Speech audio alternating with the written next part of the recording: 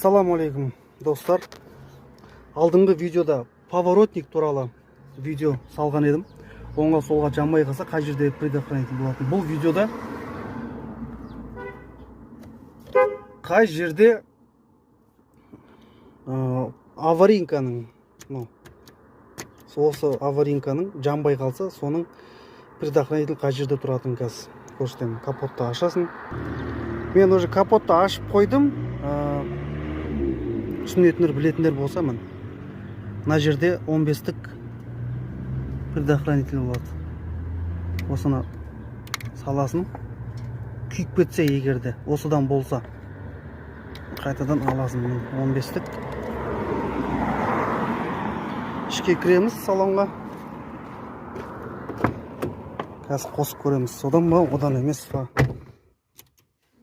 Мына, содан болып шықты. 15-тік предохранитель.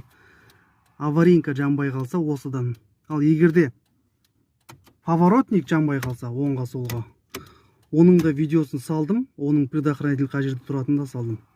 Видеоның көмегі тиіп, пайдасы болып жатса, лайк басып, комментарий жазып, каналға тіркеліп кетейік ағайындар. Рахмет.